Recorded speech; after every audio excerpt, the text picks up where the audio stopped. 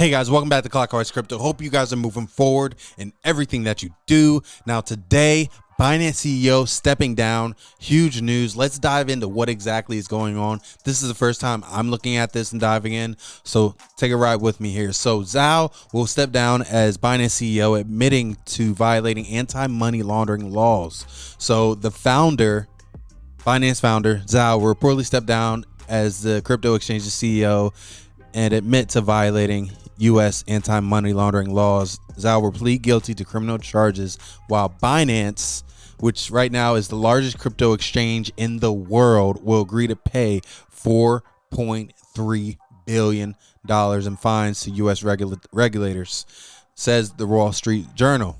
Citing people familiar with the case, the Wall Street Journal says the crypto billionaire will enter a plea to a Seattle court this afternoon in a deal that may allow Binance to continue its normal operations while giving Zhao the right to retain majority ownership of the exchange. However, Zhao will not be allowed to have an executive role at the company and will face sentencing at a later date. This is big, guys. So this isn't big in the way of, oh, this, Binance is over, crypto is unstable. No, this is big. The fact that Binance can pay $4.3 billion and still continue operations, right?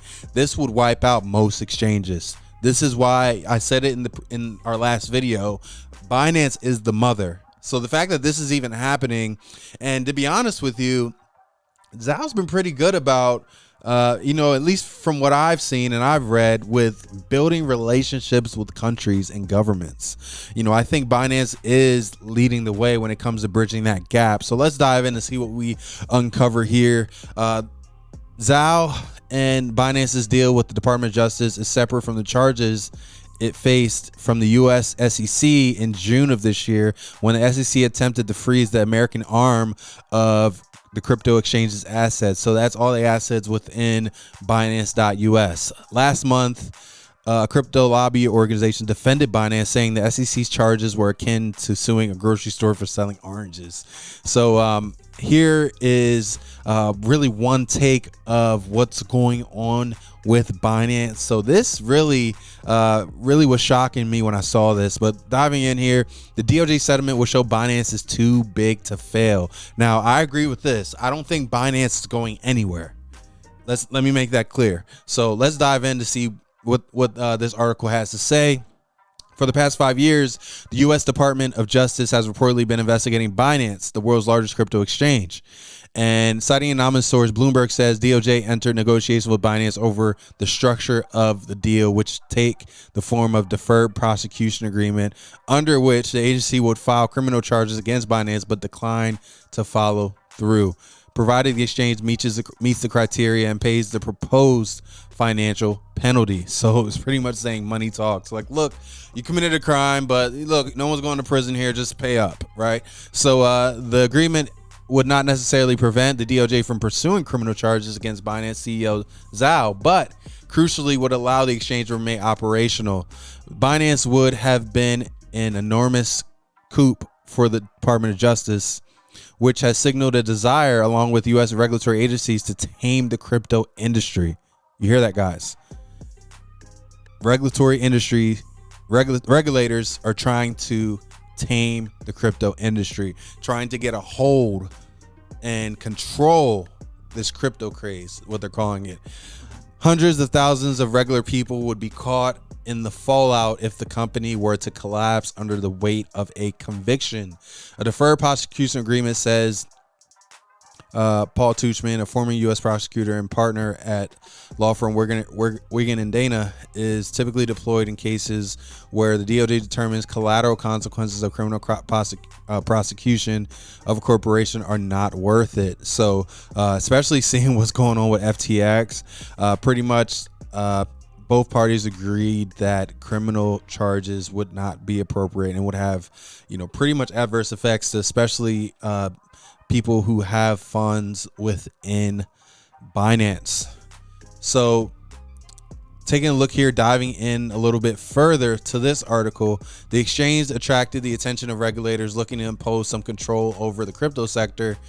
Commodities, the CFTC, the SEC, filed civil lawsuits accusing Binance of a laundry list of improprieties, including commingling customer assets, anti-money laundering violations, artificially infiltrating trading volumes.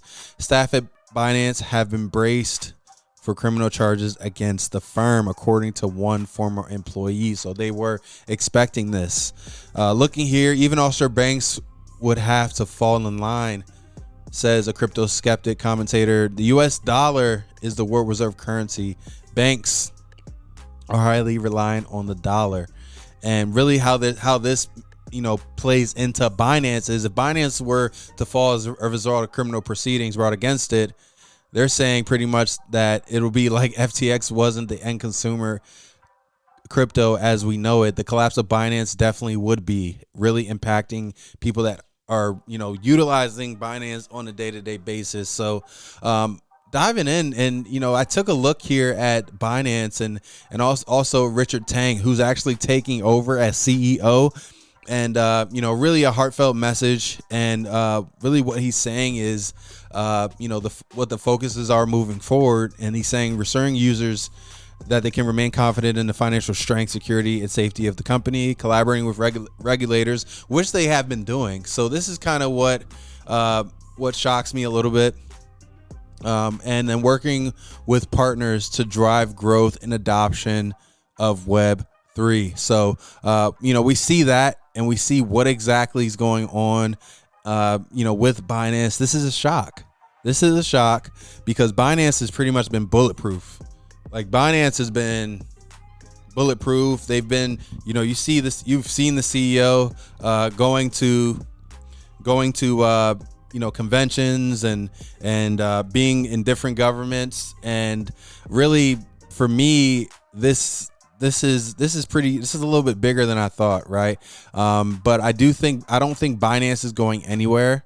I do believe that, to be honest with you, Binance still will remain the top dog when it comes to the crypto exchange spaces. Now, I do think there's going to be multiple winners.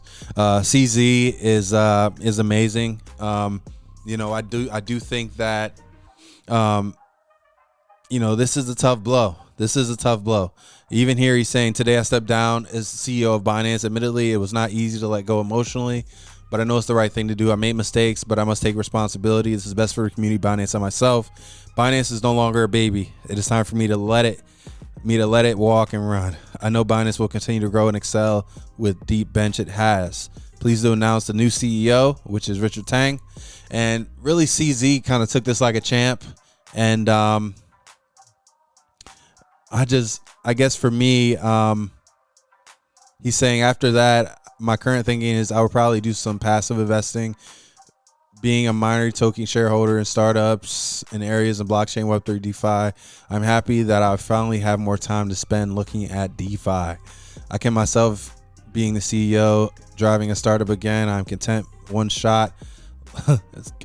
a one-shot lucky entrepreneur. Should there be listeners, I may be open to coach, mentor a small number of upcoming entrepreneurs privately. If nothing else, I can at least tell them what not to do. And here he's saying, I'm proud to point that our resolutions with the U.S. agencies, they do not allege Binance misappropriate user funds and do not allege Binance engaged in market manipulation. Funds are safe. So still having a sense of humor, but CZ really was, really a crypto champion.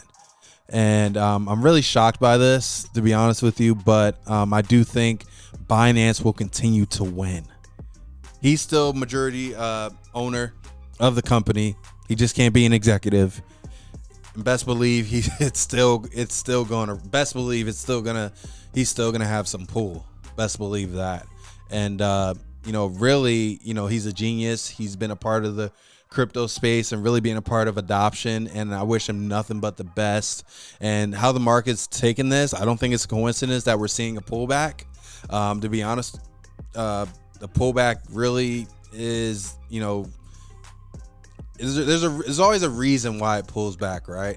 And it just depends on what exactly that's going to be when the markets pull back.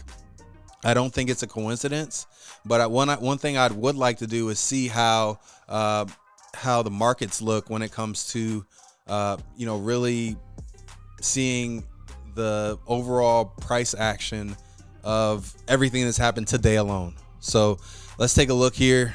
That pullback we were waiting for, boom, happening for the week. That red candle, it's happening. Are we going to break back below? Probably. So now we look at this trend line that we've been paying attention to. And I know everyone thinks I'm crazy because, oh, you talk about a pullback. It's going up forever. Guys, healthy markets don't go up forever. Healthy markets do not. Here's one touch. Here's two touch. The next touch that we have is either going to break this trend line or bounce. So we're waiting on two B's, break or bounce. Okay. And I'll continue to say it. I'll continue to, speak it until it happens, because it's either going to break or bounce. It has to. That's what healthy markets do. There's no way we just skyrocket up to 50 grand and there's no coming back and everything's going. No, what happened with Binance today was just a reason. This pullback was going to happen either way. And that's what I try to let people understand. Like, when the market pulls back, it was going to happen either way. There's just some news that makes it happen faster. Like, these trend lines aren't just for fun and giggles, right? It was going to happen. So this pullback, we're going to break or bounce, and this is going to be the determined factor, and then we have levels. If we do make a new low, like everyone's anticipating, or not everyone, a lot of people are anticipating, because right now everyone thinks 50K by the end of the year. It's up when it's up. Everyone's just dancing and having a party thinking this is the bull run. I don't think this is a bull run. I do think there was a lot of FOMO. There's a lot of people talking about the Bitcoin ETF, and I just don't think and I'll say this again. I think I said this on the other video. How do you get a Bitcoin ETF approved when we don't have clear regulatory clarity on crypto? So with that, that's kind of my logic. When there's no regulatory clarity, how are you approving a Bitcoin spot ETF for people to invest their 401ks and their retirement and whatnot? So definitely pay attention to that, guys. But this is what we're waiting for. This is what we are paying attention to. And to be honest with you, I am excited to see how this plays out. Shout out to CZ. I'm glad that he's in good spirits. And guys, hope you got some value out of this video. Keep moving forward in everything that you do. We'll see you soon.